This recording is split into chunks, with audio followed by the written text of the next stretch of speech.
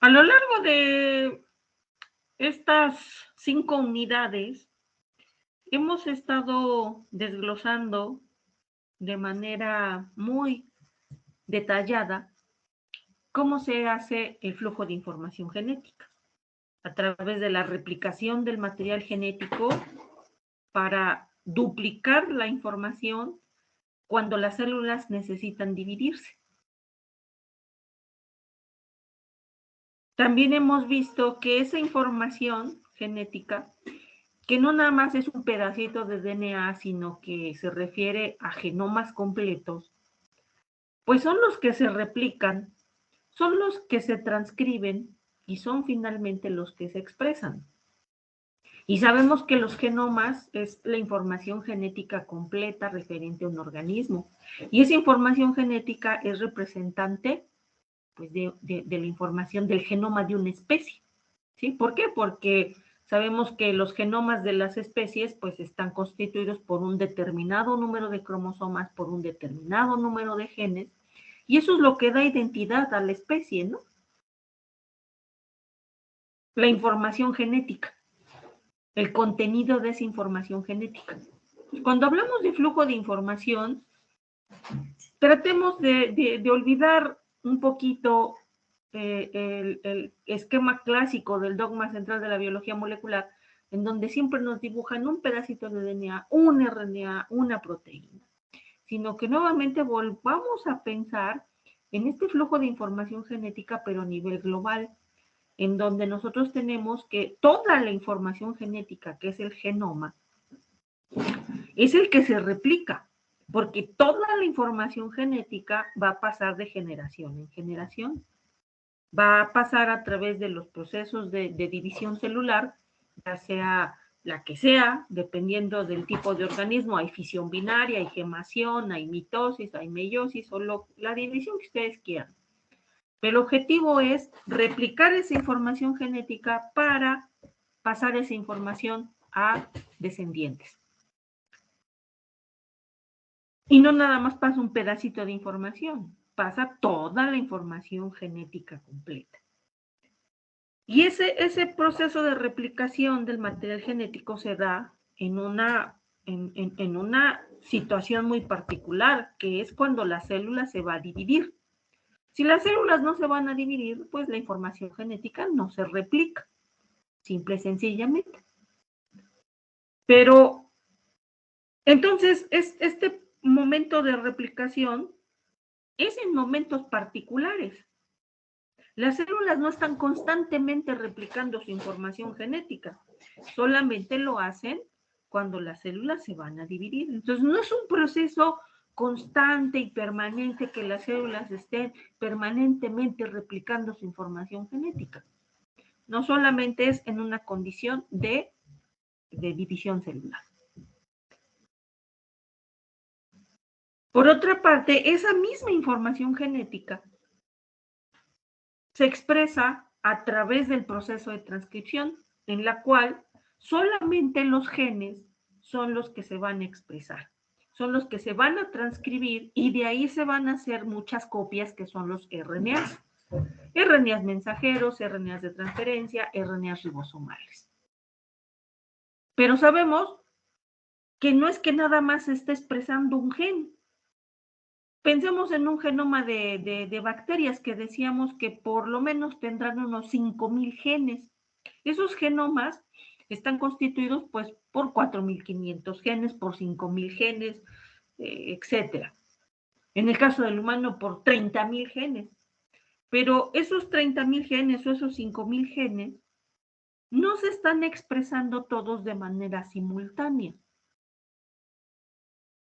Debe de haber un proceso de expresión de genes y de silenciamiento de genes, es decir, del encendido y el apagado de los genes. ¿Qué genes se van a expresar en un momento determinado de la vida de una célula? Pues eso depende de muchos factores.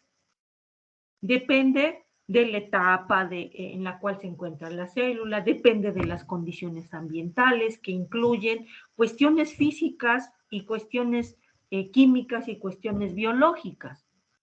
Depende, por ejemplo, de la luz, de la temperatura, de la presión, del pH, depende también de la señalización química que haya, de la nutrición, o sea, del tipo de nutriente en el cual se encuentra disponible para esas células. Depende de interacciones células con células.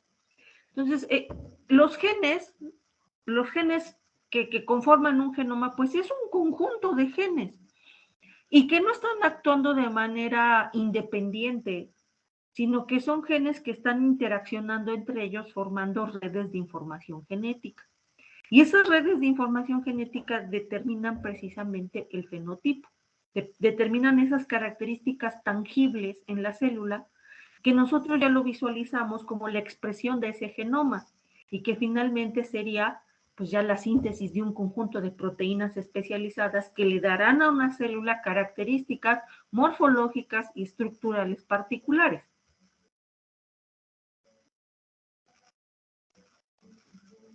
A diferencia de la replicación, la transcripción, la expresión de los genes, se está dando la mayor parte del tiempo de las células. Las células constantemente necesitan estar decidiendo qué genes van a expresar, por cuánto tiempo los van a expresar, a qué velocidad lo van a expresar, a qué tasa los van a expresar. Y lo mismo también sería para ese silenciamiento, es decir, qué conjunto de genes van a apagar, por cuánto tiempo los van a apagar. Es como si la célula estuviera, imagínense una célula con 5,000 genes. Es como si una célula estuviera tomando las decisiones para cada uno de esos 5,000 genes y ver en qué estatus de expresión o de transcripción va a estar.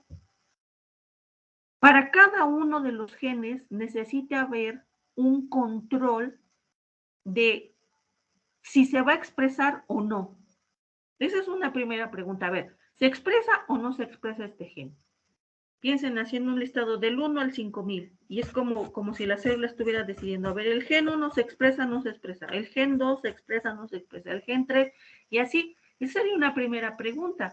Y si ya se respondió, bueno, ¿se expresa o no se expresa? Bueno, ¿por cuánto tiempo? ¿Cuánto tiempo va a estar en ese estatus de expresión o de silenciamiento génico?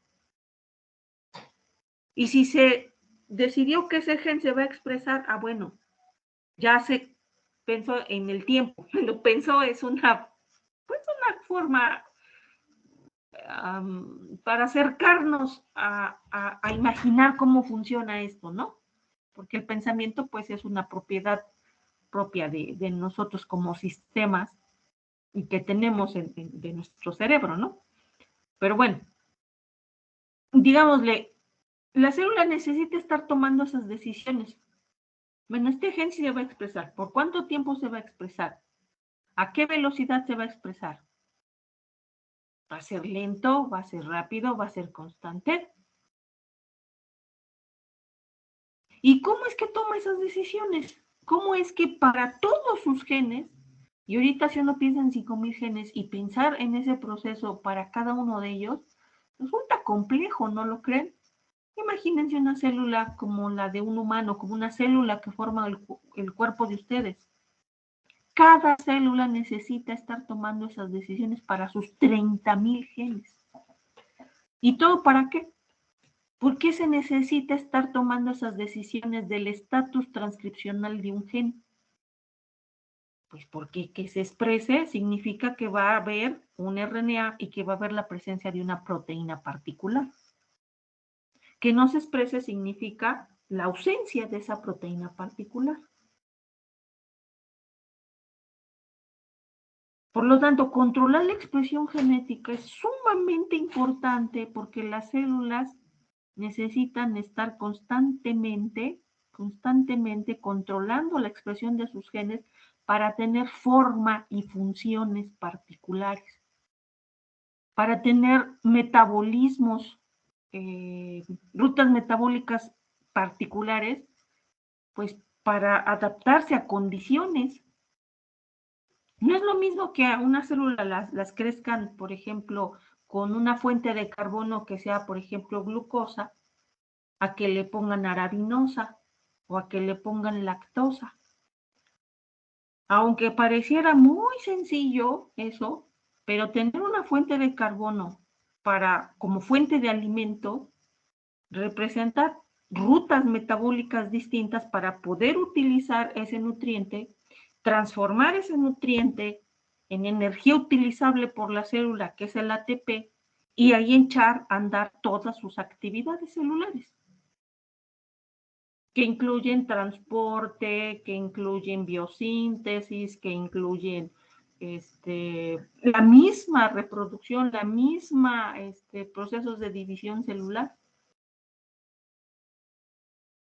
Entonces, este tema de control de la expresión genética es realmente extensísimo, porque es comprender las bases moleculares de cómo funcionan nuestros genes, cómo funciona nuestra información genética para que el programa genético se pueda ejecutar. La replicación es para heredar el programa genético, pero la transcripción y la traducción es para ejecutar esas instrucciones del genoma y entonces producir células con características particulares, con funciones particulares, y si hablamos de organismos multicelulares, pues estamos hablando para la construcción de un organismo. Todo lo que vemos fenotípicamente, todas nuestras características fenotípicas, son en parte, no es al 100%, pero en gran parte es precisamente por la ejecución del programa genético, por los controles tanto de expresión de genes como de síntesis de proteínas. Por lo tanto, comprender cómo se hace esa decisión de, a ver, este gen se va a apagar o no se va a apagar, cómo se va, cuánto tiempo va a estar apagado, cuánto tiempo va a estar activado, pues es fundamental precisamente para entender cómo funcionan los programas genéticos. En esta materia, fundamentalmente lo dedicamos a que comprendan el control de la expresión genética a través del modelo del operón, que en algún momento ya les he hablado de operones, pero ahorita lo vamos a retomar y hablar un poquito más acerca de esto, porque históricamente con los operones se comprendió las bases del control de la expresión genética. Que de entrada ya estamos viendo que básicamente el control de la expresión genética muy generalmente prácticamente son la regulación positiva y la regulación negativa, ¿no? La regulación positiva es a activar la expresión de los genes y la regulación negativa es a inhibir la expresión genética. Y los vamos a poner en el mismo nivel, tanto la activación como la represión, porque las dos son sumamente importantes. Tan importante es activar como tan importante es reprimir. Porque los genes que no se necesitan expresar bajo una condición particular, pues se tienen que apagar, ¿no? ¿Para qué estar gastando energía en expresar genes que no se requieren, que se estén expresando en un momento determinado? Y activar los genes que sí se necesitan porque se requiere de que se expresen para que las proteínas para las cuales codifican estén presentes en las células para darle forma y función, o rutas metabólicas particulares. Obviamente que los programas genéticos tienen sus limitaciones, ¿no? O sea, los programas genéticos tienen estas capacidades de expresarse y también ir respondiendo a las condiciones, capacidades de plasticidad genética, ¿no? Pero pues esas también tienen sus límites. No, una célula no puede hacer cosas para las cuales no está genéticamente programada. Si no tiene los genes y las herramientas genéticas para hacer algo, pues bueno, no lo podrá hacer. Entonces, los límites de esa plasticidad genética, pues, tienen sus barreras, ¿no? Y de aquí se derivan una gran cantidad de información y gran cantidad de aplicaciones de la biología, pues porque controlar el programa genético precisamente hace estas cuestiones de tener que una célula ejecute acciones, realice acciones. Entonces, realmente son procesos bastante complejos e intrincados, pero que, como les decía, pues si empezamos con lo básico, que es el objetivo de esta materia, pues comprendemos las bases del control de la expresión genética. Hay otra materia que se llama biología molecular avanzada, en donde se detalla, es un curso prácticamente, es toda una materia prácticamente dedicada en el 70% a comprender el control de la expresión genética. Entonces, por eso esta es primero ver todas las bases del flujo de información genética e introducirnos al control de la expresión genética. Entonces, ¿qué opinan ustedes? ¿Qué piensan ustedes acerca de la importancia de controlar la expresión de los genes y de hacerlo pues de manera permanente, de manera constante? Porque una vez que una célula decide cuáles genes expresar y, por ejemplo, llegar a un estado de diferenciación celular, pues tiene que mantener esa expresión para mantener su forma y su función. Entonces, momento de participación, ¿qué opinan?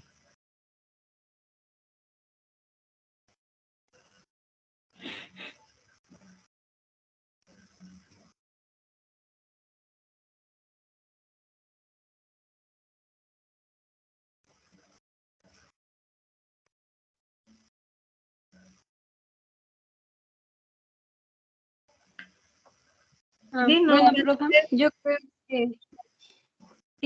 creo que es muy importante esto porque son procesos que se tienen que estar dando constantemente, como, bueno, la regeneración de nuestros órganos o, bueno, que vamos regenerando todo nuestro cuerpo constantemente.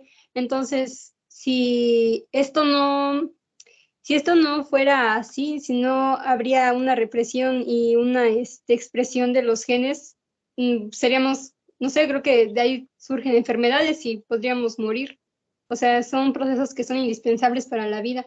Si ocurre algo en ese proceso que no está especificado como tiene que ser, puede tener consecuencias muy, muy, muy, muy graves, por más mínimo que sea. Gracias, Betsabe.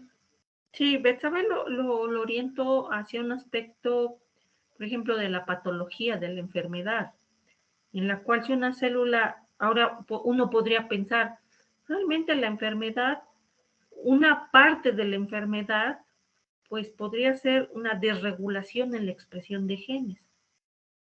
Una parte de las enfermedades pueden ser eso. Los genes no están expresándose o apagándose de manera adecuada y por eso puede conllevar a una enfermedad, ¿no?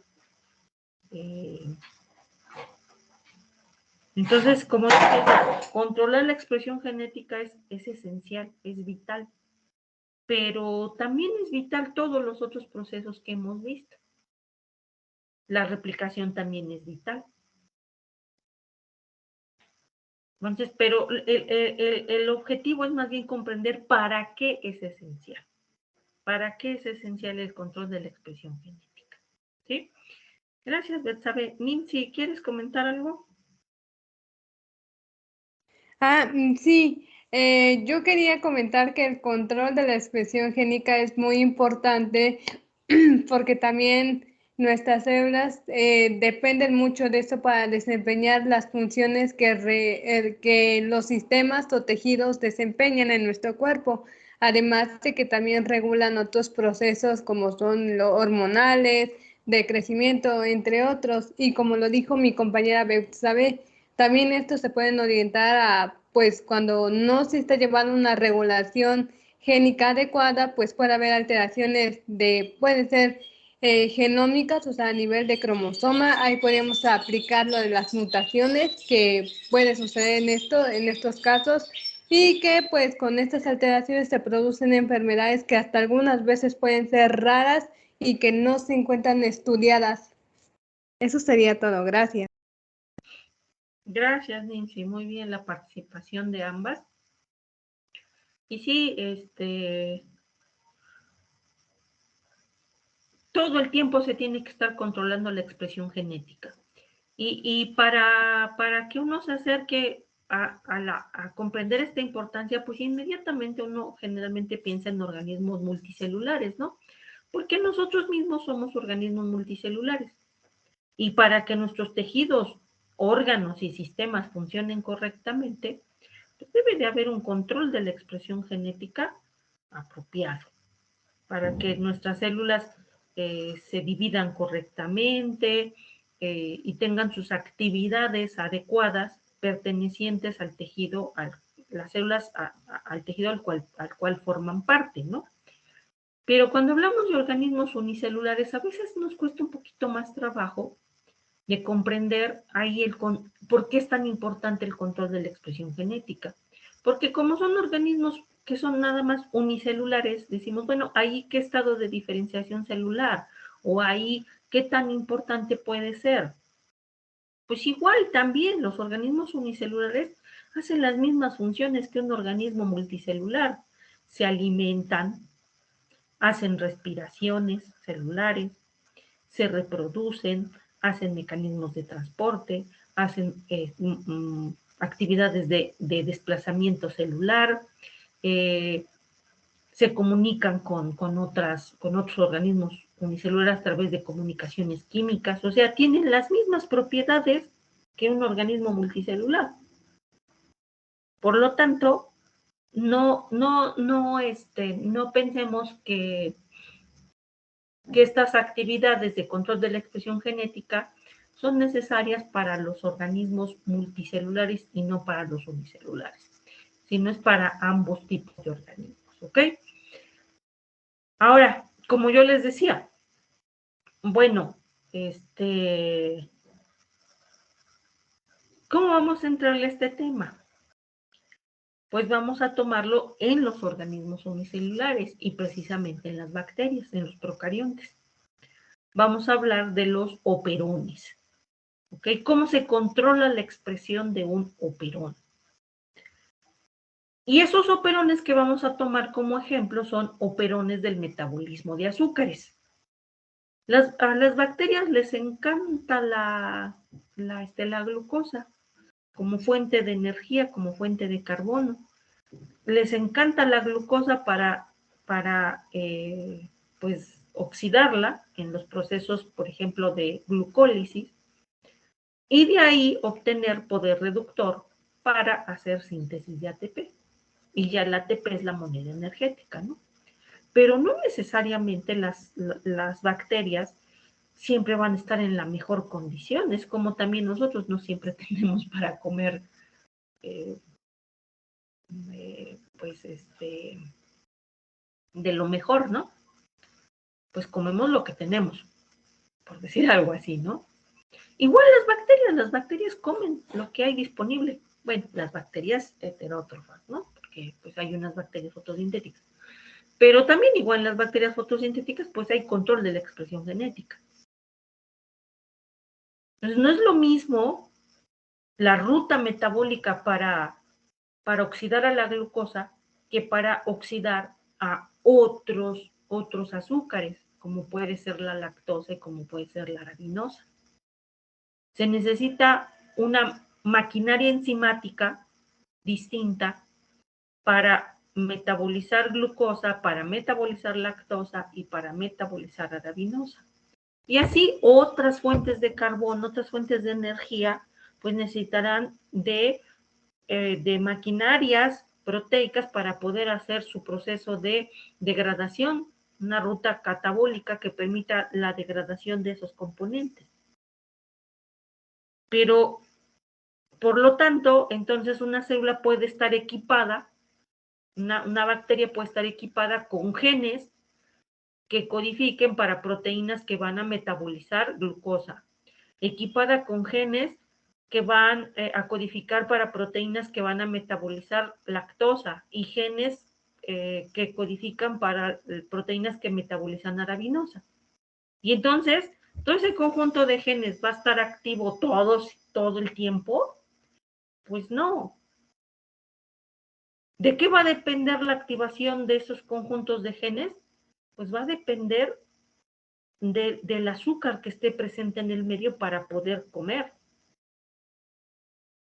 Si en el medio hay glucosa, pues será necesario que tenga activados los genes para metabolismo de lactosa o para los genes del metabolismo de arabinosa. Pues no, ¿para qué gastar energía en estar encendiendo genes que no son necesarios en ese momento su expresión? Entonces la célula consume glucosa. Mientras haya disponibilidad de glucosa, las bacterias van a estar consumiendo glucosa. Pero si por alguna razón ya no hay glucosa y ahora hay una fuente importante de otro azúcar, como puede ser lactosa, entonces las bacterias tienen que adaptarse, porque si no se adaptan, si no metabolizan lactosa, si no comen lactosa, pues ya no hay producción ya no hay transformaciones de energía, y entonces la célula frena todas sus actividades y eso pues seguramente conllevará a la muerte. Entonces necesita pasar de un estatus inactivo a un estatus activo. Esos genes que codifican para proteínas que metabolizan lactosa estaban apagados porque no había lactosa, pero en cuanto hay lactosa en el medio, sus genes se tienen que encender. Es una forma en que las células los procariontes pueden responder a las condiciones ambientales mediante un control de la expresión de sus genes. Y así mantenerse, así sobrevivir, así llevar a cabo todas sus funciones. ¿Sí? Les voy ahora sí ya a proyectar la presentación. Tener un poquito para reflexionar.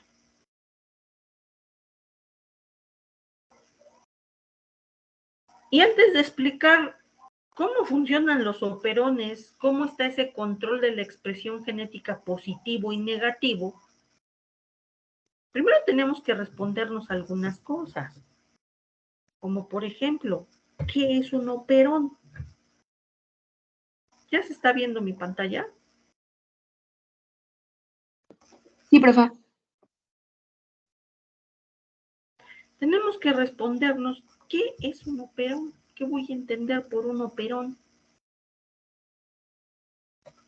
Bueno, esta es la presentación de la unidad, cuál es el contenido. Y aquí precisamente les estoy poniendo una definición de operón. Una muy sencilla y corta es que un operón es una unidad de expresión génica coordinada. ¿Ok?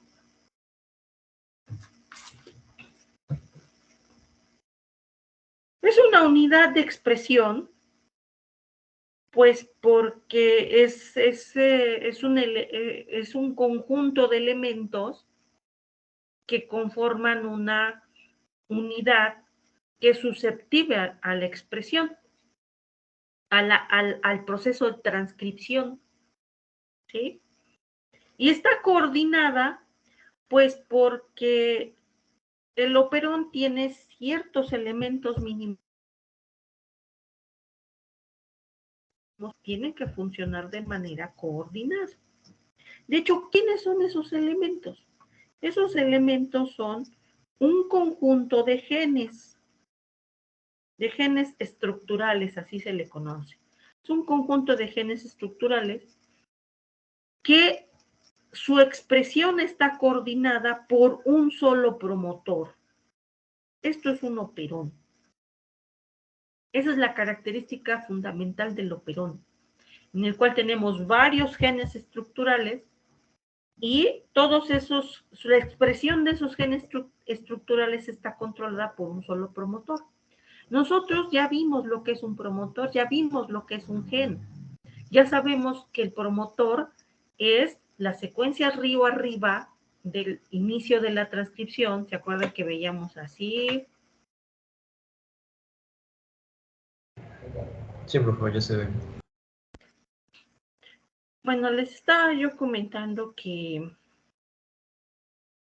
pues nosotros sabemos perfectamente, ya de nuestras clases de transcripción, veíamos que los genes tienen dos regiones, ¿no? Yo les hice un dibujito aquí ahorita así rápido, que teníamos el nucleótido más 1 y que este era el punto de referencia para nombrar a las regiones río abajo, que son estas y que están en números positivos, y que estas son las regiones codificantes. Esto es lo que se transcribe. La transcripción empieza a partir del nucleótido más 1, río abajo, hasta el codón de paro de transcripción, ¿sí? Y río arriba tenemos las regiones promotoras que no se transcriben. El promotor, recuerden que nada más sirve para controlar. Y digo nada más sirve en términos irónicos porque pues nada más sirve para eso. Pues sí, nada más para eso, pero con eso es la mitad del trabajo, ¿no? Porque si no hay regiones de control, ¿cómo se decide si un gen se expresa o no? ¿Por cuánto tiempo se va a expresar? ¿A qué tasa se va a expresar?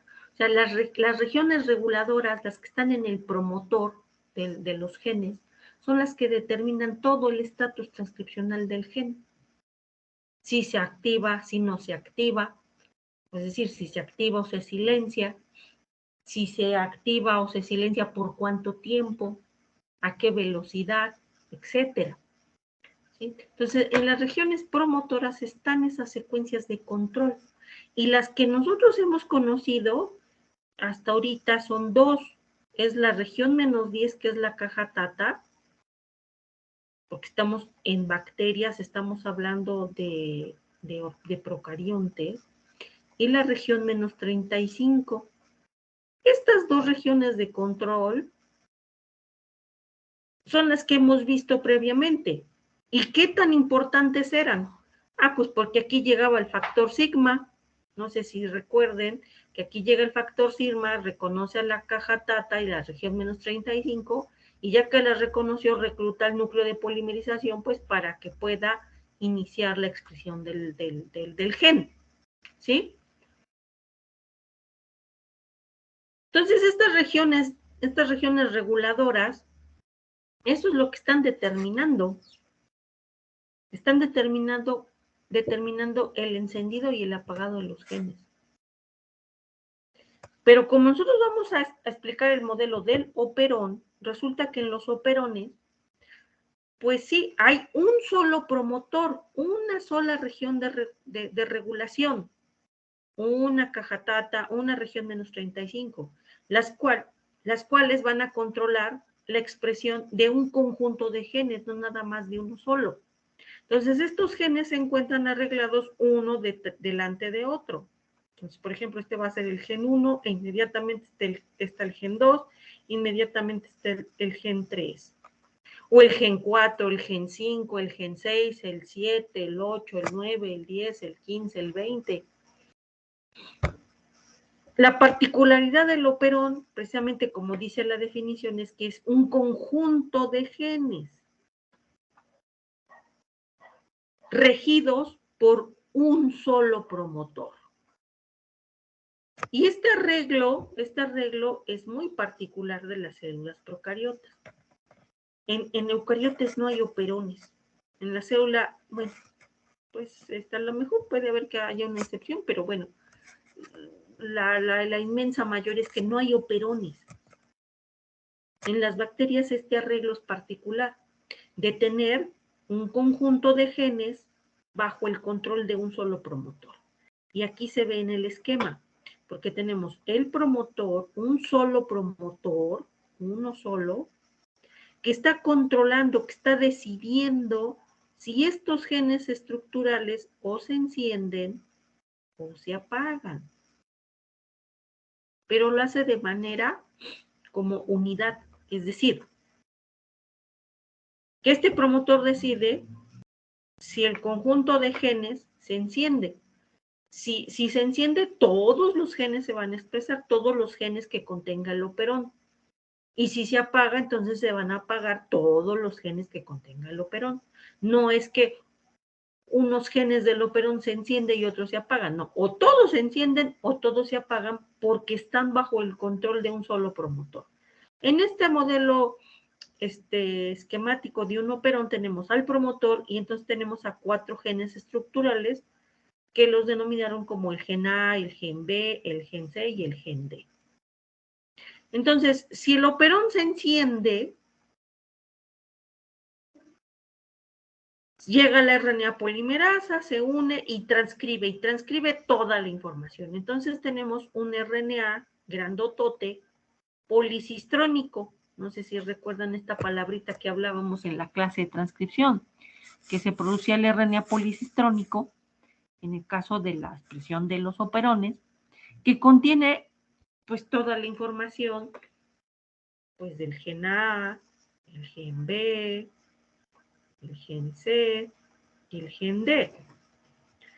Y que posteriormente ese RNA policistrónico se va a traducir y cada uno de estos genes tiene su propio auge de inicio y su codón de paro. Entonces, si esto se traduce, pues se produce la proteína A. Este tiene su auge de inicio y su codón de paro. Entonces, si esto se traduce, pues se produce la proteína B y así sucesivamente la proteína C y la proteína D. Entonces, cuando el operón se enciende, pues se expresan todos los genes estructurales, se produce un solo RNA mensajero policistrónico y se traduce para producir las proteínas estructurales que van a estar relacionadas en una función. O sea, que los operones, los genes estructurales que conforman un operón, están relacionados en cuanto a función. ¿Sí? Esto realmente es ventajoso desde el punto de vista funcional, que la información funcione por operones, pues es bastante beneficioso. Porque supongamos, pues se necesitan 5 enzimas para metabolizar arabinosa. Y esas 5 enzimas están codificadas por 5 genes. En lugar de tener los 5 genes dispersos en el genoma, mejor están ordenados en un operón. Están los 5 genes que codifican para las proteínas de metabolismo de arabinosa, y cuando se necesita la arabinosa, se enciende el operón, se enciende la unidad, y entonces, de manera simultánea, pues están expresando los 5 genes que se necesitan activar para que se produzcan las proteínas que van a metabolizar arabinosa. Entonces, los genes en el operón están relacionados porque están implicados en un proceso en particular. ¿Ok? Pero en la célula eucariota, aunque no estén organizados en operones, los genes también tienen sus formas de organización para que también la expresión genética sea completamente exitosa, pues si no, no estaríamos acá, ¿no? Bueno, entonces ustedes van a diferenciar el operón. ¿Por qué? Porque es un solo promotor que controla la expresión de un conjunto de genes estructurales. ¿Sí? Otra cosa que tenemos que saber para poder entender el control de los operones en su control positivo y negativo es más de las regiones reguladoras, porque las que conocemos es la -10 y la -35. Esas son las que hasta ahorita hemos visto que controlan el inicio de la expresión genética, el inicio de la transcripción, porque ahí llega la RNA polimerasa. Pero aparte de estas regiones -10 y 35, hay otras regiones de regulación. Por ejemplo, aquí tenemos una que la están denominando como la región reguladora llamada operador. ¿Qué son estas cosas? ¿Qué es la caja tata? ¿Qué es la región -35? ¿Qué es el operador? Pues son secuencias cortas de nucleótidos que reclutan proteínas reguladoras. Y que esa interacción entre esas secuencias reguladoras de DNA y las proteínas reguladoras, esa combinación, esa interacción entre esos dos elementos son los que deciden el estatus transcripcional, en este caso, del operón. ¿Ok? Entonces, hay más de esas secuencias de regulación. Y hay secuencias de regulación positivas y secuencias de regulación negativa, que se necesitan porque, insistimos, el control de la expresión genética es para activar y para inhibir, para apagar. Entonces se necesitan secuencias cortas de DNA activadoras y secuencias cortas de DNA pues inhibidoras. Y se necesitan proteínas activadoras y proteínas represoras. ¿Sí? Entonces, necesitamos dos cosas. Necesitamos secuencias reguladoras de DNA y necesitamos a las proteínas reguladoras. Y de hecho hay una relación entre ellas. ¿Por qué? Porque las proteínas reguladoras reconocen secuencias reguladoras de DNA y esa interacción entre ambas pues ya es lo que da el estatus transcripcional. ¿Sí? Entonces necesitamos de DNA, necesitamos pues secuencias de regulación, secuencias de nucleótidos.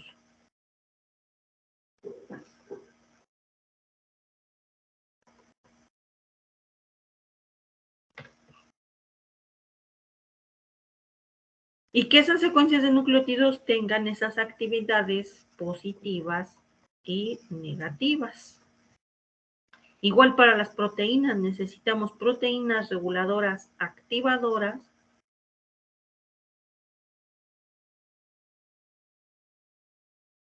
y necesitamos proteínas reguladoras represoras.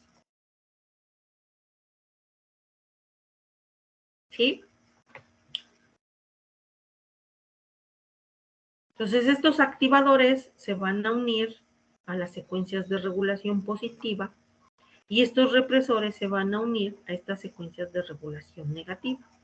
Entonces, hay una interacción entre proteína reguladora y secuencia de nucleótidos reguladora, para que entonces se determina o se enciende o se apaga.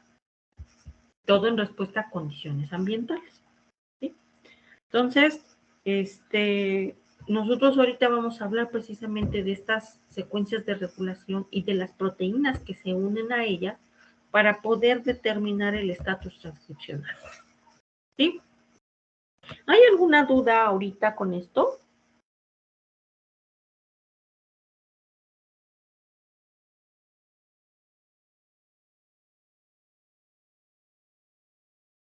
No, profe. ¿No?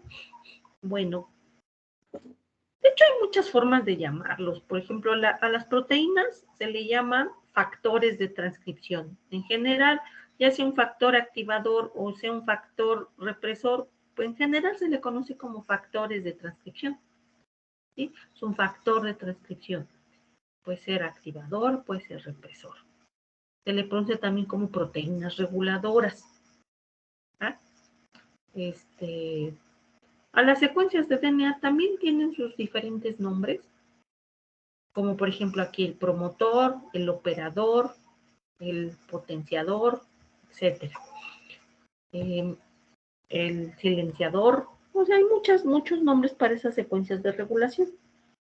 Pero aquí en el modelo del operón, pues realmente es sencillo, porque nada más vamos a ver poquitas secuencias de regulación y poquitas proteínas reguladoras que dan esa combinación de activación o esa combinación de represión.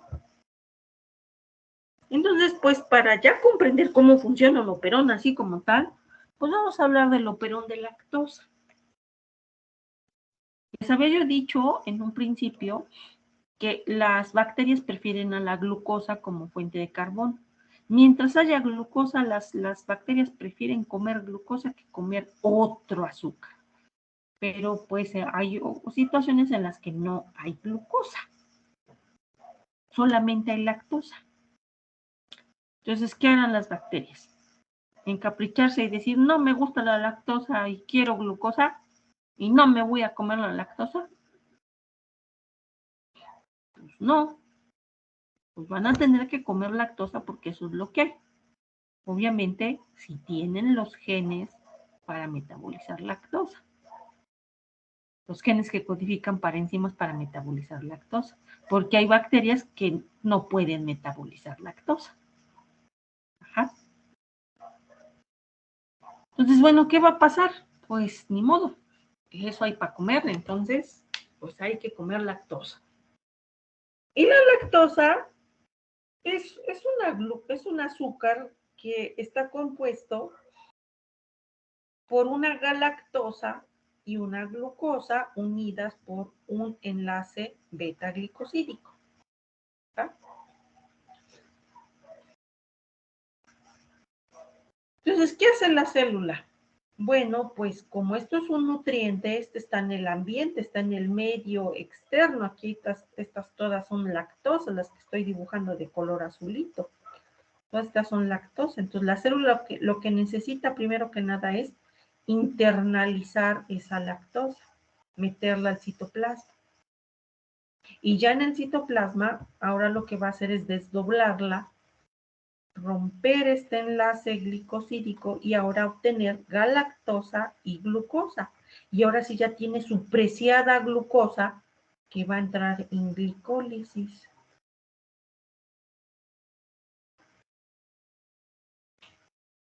Y ya esta glicólisis ya sabemos que conlleva finalmente, pues bueno, al piruvato, o se obtiene piruvato, pero en este proceso metabólico se obtienen ATPs. Entonces la célula pues ya tiene su fuente energética, ya hizo su proceso de oxidación. Ajá. Es el piruvato. El producto final de la glicólisis es el piruvato.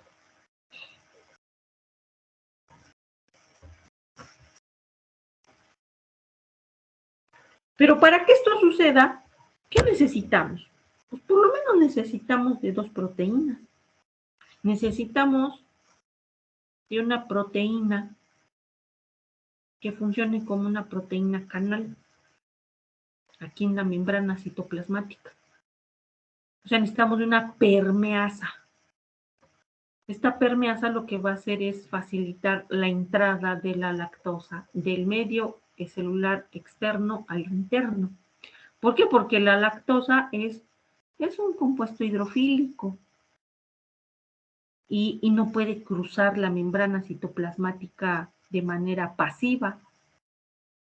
Tiene que ser de manera facilitada a través de una permeasa, de una proteína que esté en el espesor de la membrana citoplasmática y que permite el paso de esa lactosa.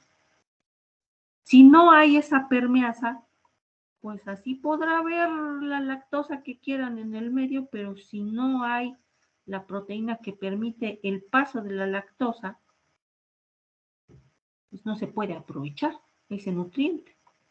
Debe de haber una permeasa, galactósido permeasa.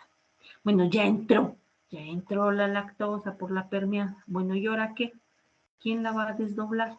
Pues necesitamos de otra enzima, una enzima que corte este enlace, porque este es un enlace covalente, entonces necesitamos cortarlo para así obtener, como les decía yo, a la glucosa, su querida glucosa.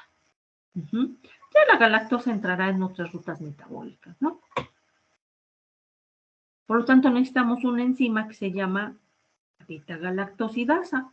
La beta-galactosidasa es la que corta, la que desdobla la lactosa para obtener ya glucosa. Necesitamos al menos 2 proteínas. ¿Y esas proteínas van a aparecer por generación espontánea? ¿Van a aparecer de la nada? No, se tienen que sintetizar. ¿Y de dónde se sintetizan? Pues porque un RNA mensajero fue traducido. ¿Y ese RNA mensajero qué es? ¿Es una copia de qué? Pues de unos genes. Entonces está el operón de lactosa. Y el operón de lactosa contiene a 2 genes, bueno, en realidad tiene 3, pero bueno, dentro de esos 3 están estos 2 que codifican para la permeasa y para la beta-galactosidasa. Esta es la estructura del operón. Vean, es el promotor, un solo promotor que se llama P-LAC, P de promotor y LAC de lactosa. Y luego río abajo, está el +1.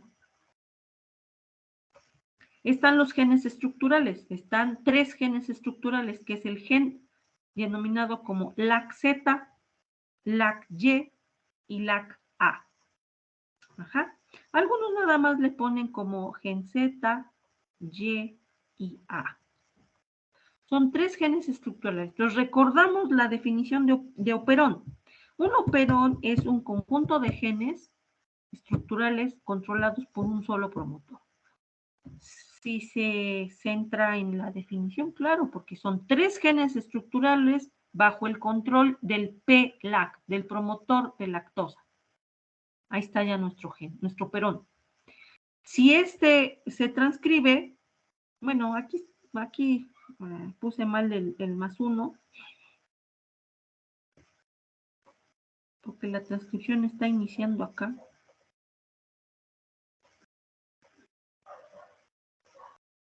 Entonces, con este promotor que tiene a su región -10 y su región -35, cuando este PLAC se le una el factor sigma y la RNA polimerasa, pues se va a expresar, o sea, va a pasar a su estado encendido, en su regulación positiva. Se va a transcribir y se va a producir el RNA policistrónico. Y este RNA policistrónico, cuando se traduzca, pues el gen Z va a codificar para la beta-galactosidasa. El gen Y va a codificar para la galactosidopermeasa. Y el gen LAC-A codifica para una transacetilasa que está implicado en el metabolismo de lactosa. ¿Sí? Pero así tan específicamente,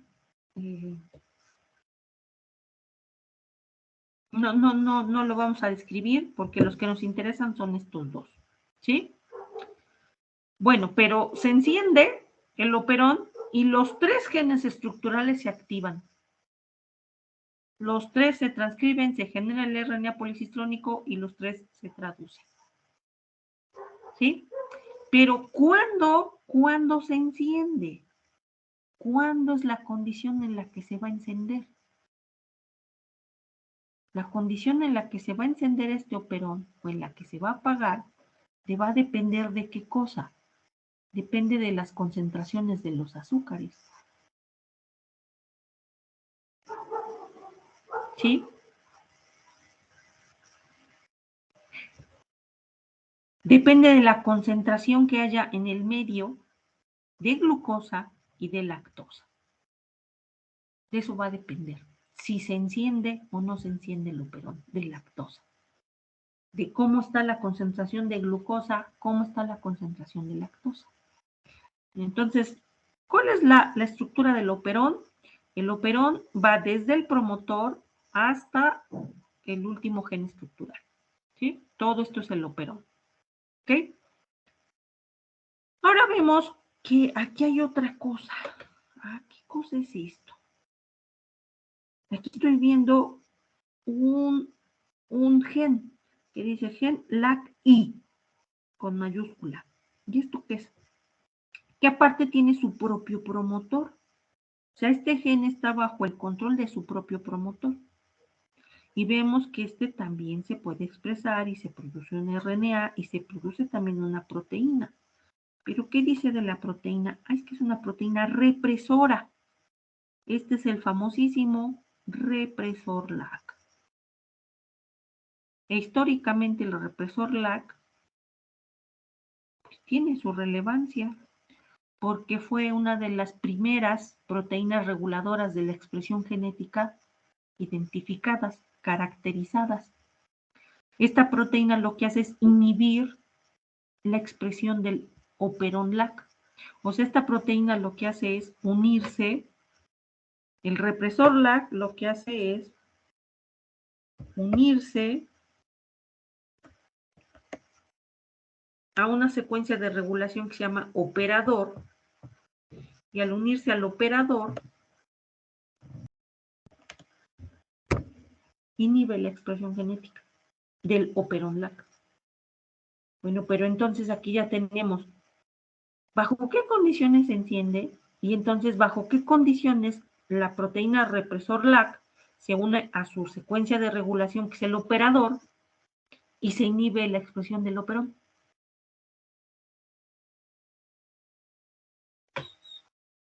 Bueno, entonces vamos a poner cuándo va a ser encendido y cuándo va a ser apagado.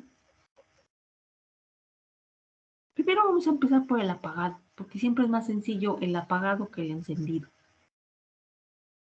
El apagado va a ser porque hay mucha glucosa en el medio, o sea, hay alta concentración de glucosa. Las bacterias les gusta la glucosa, ¿no? Prefieren glucosa. Si hay glucosa, se comen la glucosa y no les gustan otros azúcares. Entonces, si hay disponibilidad de glucosa, siempre la van a preferir. Y debería haber baja concentración de lactosa.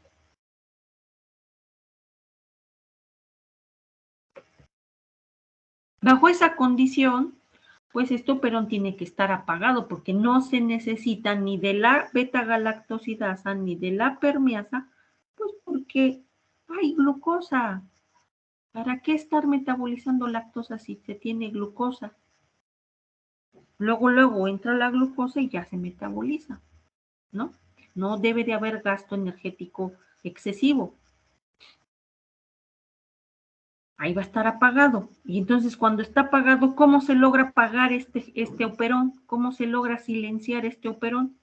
Ah, pues que el represor LAC esté aquí unido a su operador. Mientras el represor LAC está unido al operador, que es una secuencia de DNA, finalmente mientras este represor LAC está aquí pegadito, aquí, es como si fuera, el represor LAC es como si fuera un impedimento físico para que el factor sigma se una a la región -10 y a la región -35. O sea, que este represor esté aquí pegado imposibilita al factor sigma a pegarse a la región -10 y -35. Y si no se pega el factor sigma, no se puede pegar el núcleo de polimerización. Y si no se pega el núcleo de polimerización, pues ¿cuál transcripción va a haber? Entonces, por eso el represor LAC, una proteína que se pega al operador, que es DNA, y esta asociación entre el represor LAC operador, pues es, su trabajo es evitar que el factor sigma se pegue a las regiones reguladoras -10 y -35. Y como lo está evitando, como le está estorbando, como quien dice, pues el resultado es que esto es apagado. Pero porque no hay lactosa y porque hay mucha glucosa. Bueno, pero ya, ya se acabó la glucosa. Ya no hay glucosa. Ahora ya hay lactosa. Entonces, para encender el operón, debe de haber una disminución en la concentración de glucosa, que ya no haya glucosa y que haya alta concentración de lactosa. Bajo esta condición, el operón tiene que cambiar su estatus transcripcional, ¿no? Ya no puede estar apagado, ahora ya se tiene que encender. Ya lo borré todo. Se tiene que encender. Ahora tiene que pasar a su estado de encendido. Tiene que activarse porque ahora ya hay alta glucosa, perdón, alta lactosa. Pero aparte hay poquita glucosa. O sea, no es suficiente con que haya mucha lactosa. No es suficiente para activarlo. Con que haya mucha lactosa, no. Debe de haber mucha lactosa y poca glucosa. Esta condición se debe de cumplir, ¿sí? Es para el encendido. Entonces, ¿qué tendría que pasar para encenderse? Pues si estaba el represor ahí pegado, es lógico que para encenderse, pues ese represor se tenga que despegar, ¿no? Tenga que quitar ese represor para que ya no esté el estorbo y ahora sí ya llegue el factor sigma, pues tranquilamente se pega y ya recluta a la RNA polimerasa y ya, ¡pum!, se transcribe.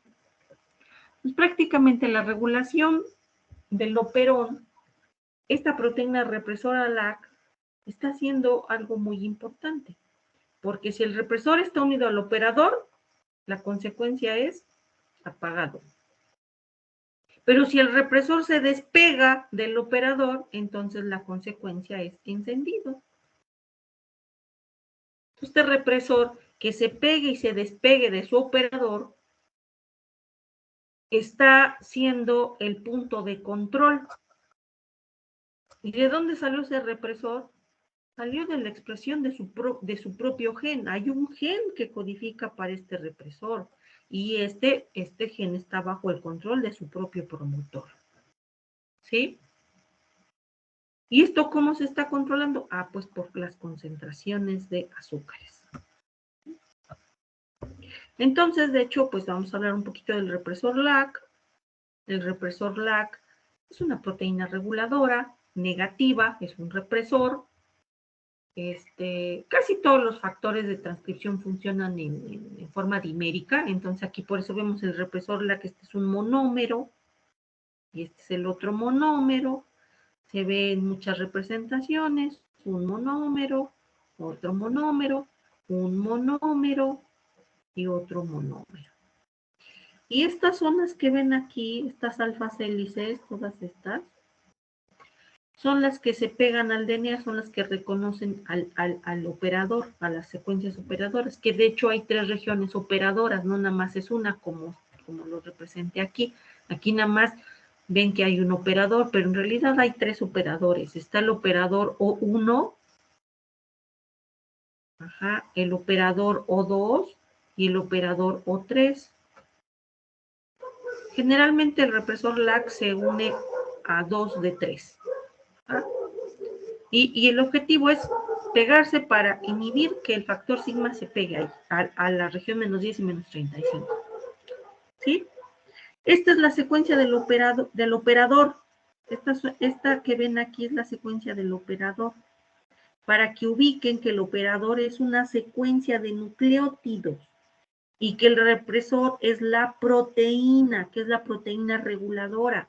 Entonces, la proteína reguladora con estas zonas reconoce la secuencia de DNA y se pega de manera altamente específica. ¿Ok?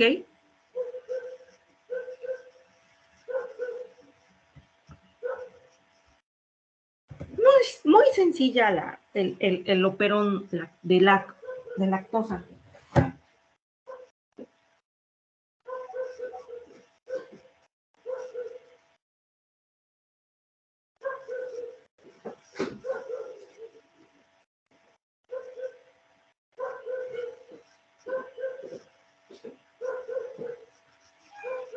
Muy sencillo su control, porque prácticamente ya vimos que está muy relacionado con el pegado y el despegado del represor LAC. Entonces, vamos a ver aquí esta imagen en donde es, ¿qué dice? Lactosa ausente, o sea que no hay lactosa, pero sí hay alta glucosa. Alta concentración de glucosa. ¿Qué pasa bajo esta condición? En que no hay lactosa o hay muy poquita concentración de lactosa y hay mucha glucosa. Y el represor LAC está activo. Que al estar activo, pues el operón está apagado porque no se necesita, porque hay lactosa, porque hay glucosa. Si hay glucosa y mucha y no hay lactosa, pues el operón tiene que estar apagado. Entonces el represor está activo. El gen LAC-I se está expresando, se produce su RNA mensajero y se sintetiza, se traduce, se sintetiza, pues la proteína represor LAC. Entonces el represor LAC está activo, se pega a su operador, a su DNA, y ven que como aquí está pegado el represor LAC, vean qué pasa con esta RNA polimerasa, pues no puede transcribir porque está pegado el represor LAC. Entonces, por eso es apagado. ¿Sí?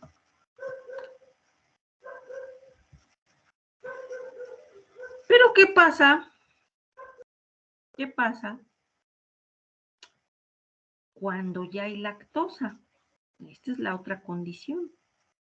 Ahora sí hay lactosa y hay alta concentración de lactosa. Alta concentración de lactosa. ¿Y qué pasa con la glucosa? Ya no hay glucosa.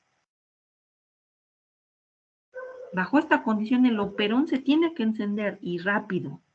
Hay que encender el operón. El operón LAC se tiene que encender. ¿Y cómo logramos esa cuestión? Pues que ese represor que estaba ahí pegado se quite de ahí. Entonces hay que pasarlo de estado activo a estado inactivo. Entonces pasar a un represor inactivo que ya no se pueda pegar al operador, a la región operadora de DNA, y entonces encender el operón.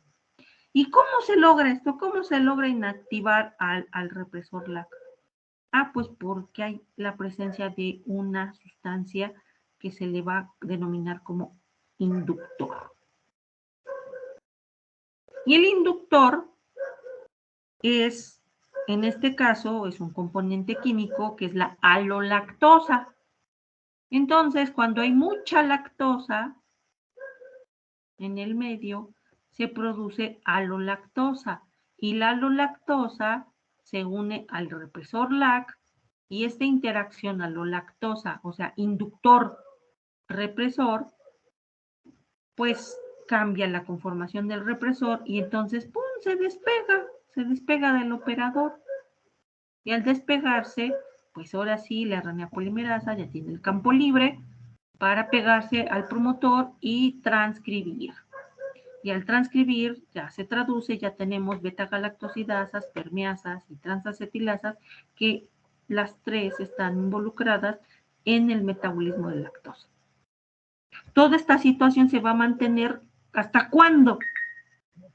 ¿Hasta cuándo va a haber este encendido del operón? Pues mientras haya lactosa, esto se va a mantener. Se va a mantener. Si la condición cambia, bueno, ¿qué tal si ya no hay lactosa? ¿Qué tal si ahora ya volvió la glucosa a aumentar su concentración? Bueno, entonces regresamos al silenciamiento del operón. Entonces, esto es un estado dinámico. Puede estar encendido, puede estar apagado, pero todo va a depender de cómo están por ejemplo, en este caso, las concentraciones de los azúcares. ¿Sí? Pero aquí nos faltan unas cositas que detallar. Está sencillo, pero no tanto. ¿Y cuáles son las cosas que hay que detallar? Bueno, primero que nada, ¿de dónde salió esta alolactosa? ¿De dónde salió?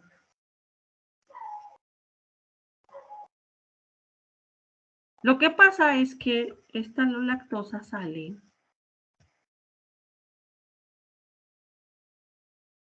vimos acá, está tardando un poquito la compu.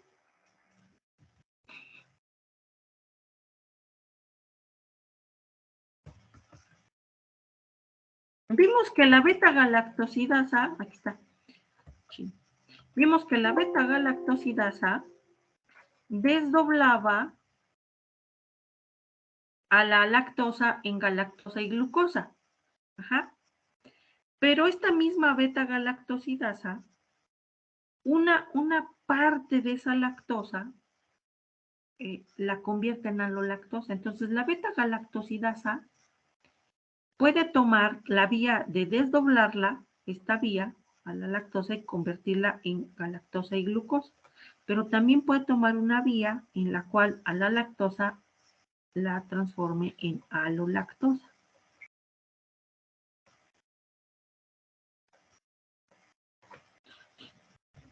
¿Sí? La mayor parte de lactosa es desdoblada en galactosa y glucosa. Solamente una pequeña fracción de la lactosa es convertida en alolactosa por la misma enzima, por la beta-galactosidasa. ¿Sí? Entonces, ese es el origen de la lactosa, de la alolactosa. Ahora, viene otra duda también que resolver. Nosotros planteamos dos situaciones. A ver, no había lactosa, ya había mucha glucosa y entonces pues ahí estaba nuestro represor pegado y estaba inhibido el operón.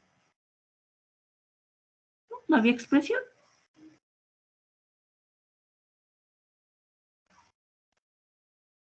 Y de repente cambia la situación y ahora ya hay lactosa. Y que para que se active necesitamos alolactosa, ¿no? Pero ¿de dónde va a salir esa alolactosa si el operón estaba apagado? Porque para que haya alolactosa debió de haber ese desdoblamiento, bueno, esa lactosa debía de estar presente para que la beta-galactosidasa la convirtiera en la alolactosa. Es más, ¿cómo podía haber beta-galactosidasa y cómo podría haber permeasa si el operón estaba apagado?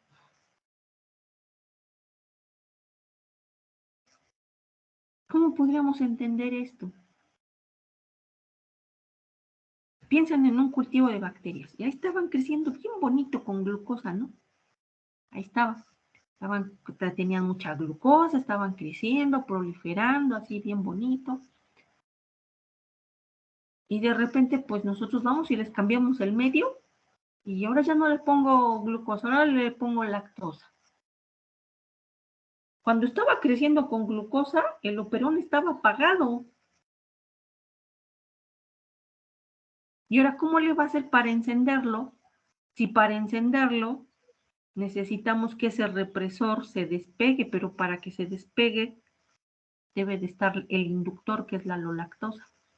Pero para que haya alolactosa, la beta-galactosidasa tendría que estar presente para desdoblar a lactosa. Y para que la lactosa esté presente debía de estar una permeasa para que permitiera su paso, pero pues eso no estaba. ¿Por qué? Pues porque el operón estaba apagado, porque las bacterias estaban creciendo felizmente en glucosa. Entonces, ¿de dónde salió todo eso? Como para arrancar en la activación del operón. ¿De dónde salió? Momento de participación. Nada más que no se tarden mucho. ¿A alguien se le ocurre qué podría estar pasando? Que la célula tenga, pues su reservorio de beta-galactosidasa, que tenga, aunque sea poquitas beta-galactosidasas y poquitas permeasas, para que pueda responder cuando las condiciones cambian. O sea, si la célula mantiene, aunque sea unas poquitas permeasas, si hay mucha lactosa en el medio, esas poquitas permeasas permiten que estas lactosas entren. Y esas poquitas beta-galactosidasas, pues, metabolizan a la lactosa en alolactosa. Y esa alolactosa, pues, ya se va a pegar al represor LAC, y ya el represor LAC se despega, y ya el operón ya queda completamente libre para que la RNA polimerasa vaya, se pegue, transcriba, se generan un montonal de copias del RNA policistrónico y ahora sí ya un bonche de beta-galactosidasas hipermeasas para permitir la entrada masiva de lactosa, el desdoblamiento de la lactosa en lactosa y glucosa y otras alolactosas, y ahora sí ya a darle pues el metabolismo alto para procesar a toda la lactosa, porque se necesita mucha energía. ¿Para qué? Para que las células sigan manteniendo sus actividades. Entonces, la única respuesta es que hay un conjunto, pues, poquito de permeasas y de beta-galactosidas. ¿Y cómo se consigue esa poquita cantidad? Mientras no hay lactosa, el operón estaba apagado, ¿no? O sea, estaba en esta condición. Aquí. Mientras no hubiera lactosa, aquí este represor estaba pegado. Pero nosotros sabemos que las interacciones entre moléculas pues son dinámicas. O sea, el represor se pega y la mayor parte del tiempo va a estar pegado a su operador, pero en algún momento se va a despegar aunque no haya alolactosa, porque las interacciones entre moléculas son dinámicas. Entonces, se despega el represor y en ese poquitito tiempo que se despegó, la RNA polimerasa alcanza a transcribir. Transcribe unos cuantos RNAs, y esos cuantos RNAs son traducidos, y eso da para mantener un nivel bajo de beta-galactosidasas y permeasas.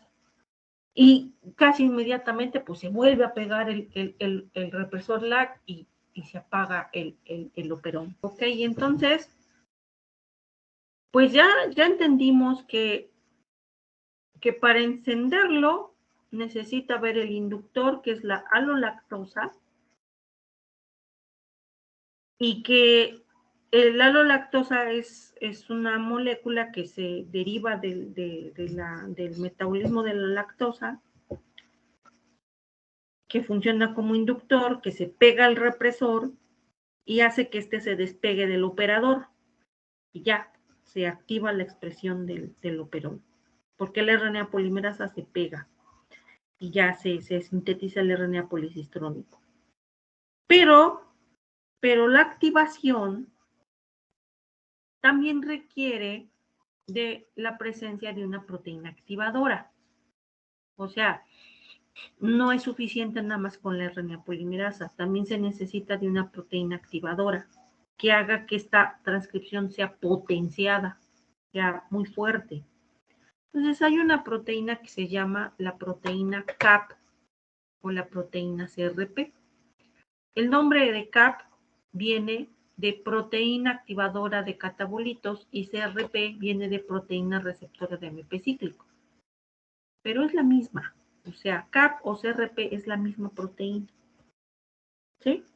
Esta es una proteína activadora que también tiene un sitio de unión al DNA.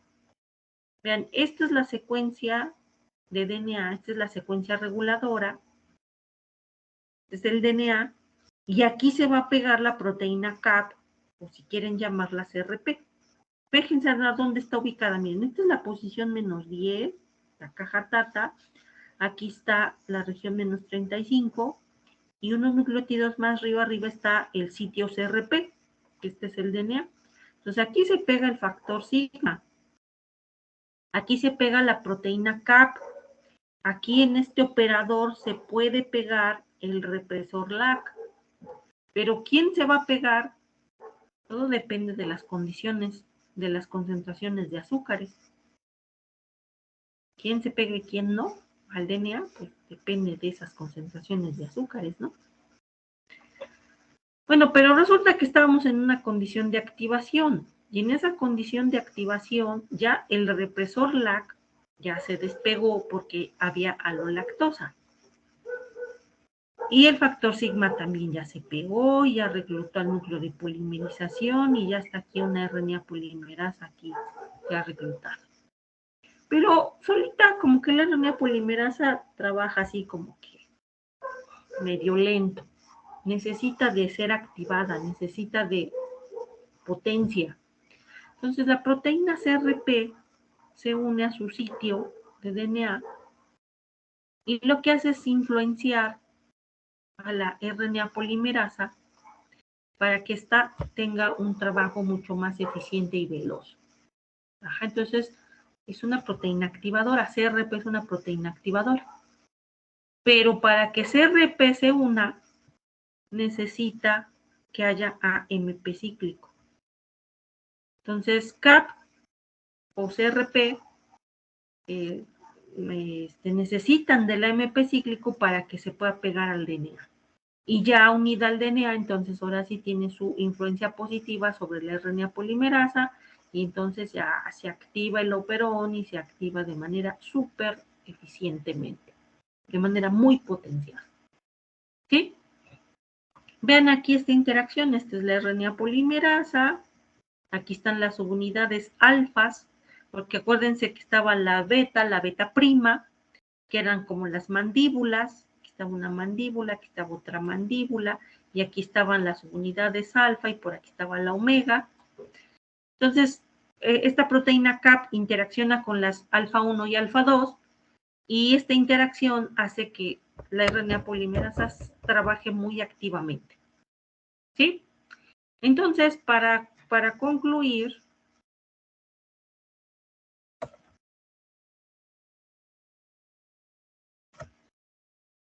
resumimos así: regulación negativa y positiva. ¿Qué condiciones son para la regulación negativa? Primero que nada, ¿cuál es? Que haya mucha glucosa y poca lactosa, o no haya lactosa prácticamente. Ausencia o baja concentración de lactosa. Esto es para lo negativo, para regular negativamente. ¿Qué otra condición se debe de cumplir? No debe de haber inductor, o sea, no debe de estar la presencia del inductor, no debe de haber alolactosa.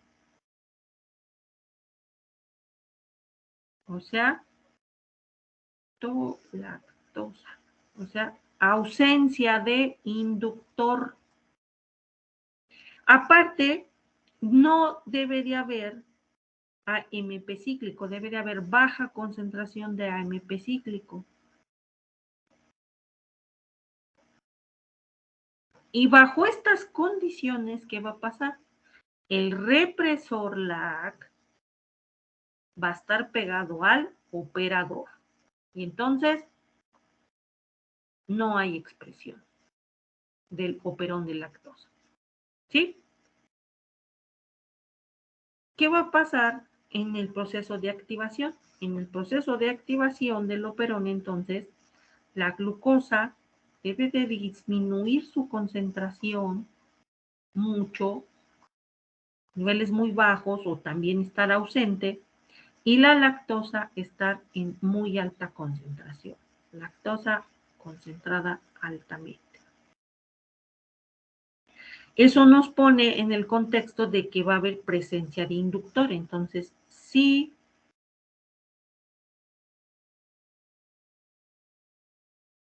hay inductor, bueno, presencia de inductor, entonces sí hay alolactosa.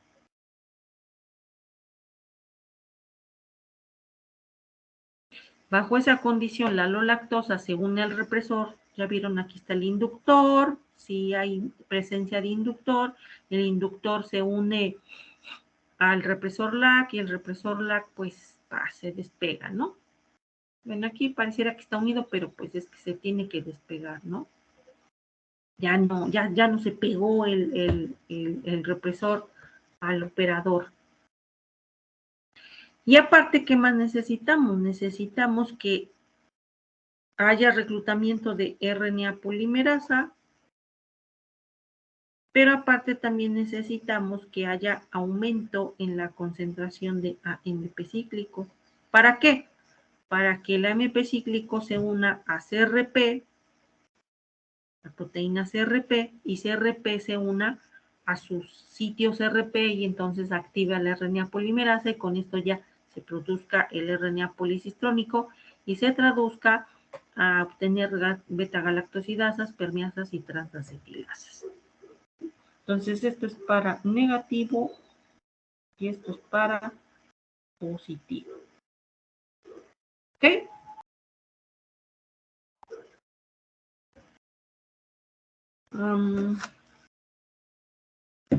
Ya casi estamos por acabar, pero denme chance de poner un video rapidín. The E. coli lac operon is an example of an inducible set of genes. These genes are responsible for the breakdown of lactose into sugars used for cellular metabolism. This inducible system also involves bacterial DNA, a repressor, mRNA, and the sugar molecule lactose.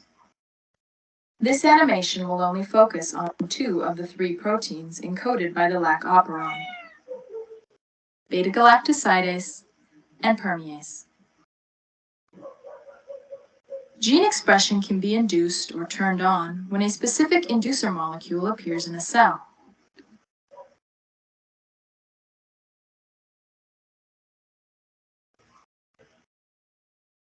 For inducible systems, a repressor molecule prevents gene expression by binding to the upstream controlling region. Lactose is the lac operon inducer molecule. After first appearing in the cellular environment, lactose passively enters the E. coli cell and binds to the repressor molecule.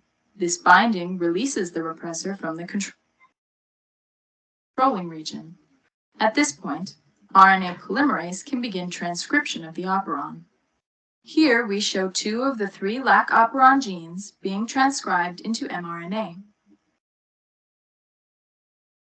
Ribosomes then bind to the mRNA and the 2 proteins are translated. The first protein is beta-galactosidase, which breaks down lactose into 2 simple sugars. The second protein is permease, a membrane-bound protein. When embedded in the cell membrane, permease functions to provide a direct route for the lactose outside the cell to be imported into the cell. This import occurs at a much greater rate than the passive transfer we first observed. Because translation continues inside the cell, other permease proteins become embedded in the membrane. This further increases the rate at which lactose enters the cell. Beta-galactosidase breaks the cellular lactose into the simple sugars glucose and galactose. Once its concentration is greatly reduced, the lactose bound to the repressor are released. At this point, the repressor again binds to the controlling region and gene expression is halted. For all inducible systems like the lac operon, it is the interaction of the repressor and inducer molecules that mediate gene expression.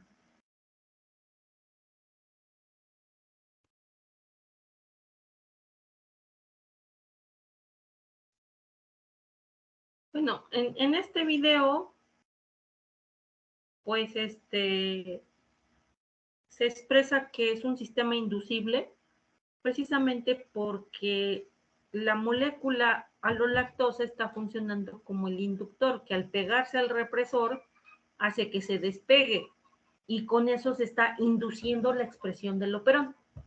En el video dicen que es lactosa, pero pues en realidad es alolactosa la que actúa como el inductor, ¿sí? Tampoco mencionan en el video lo de la proteína CRP.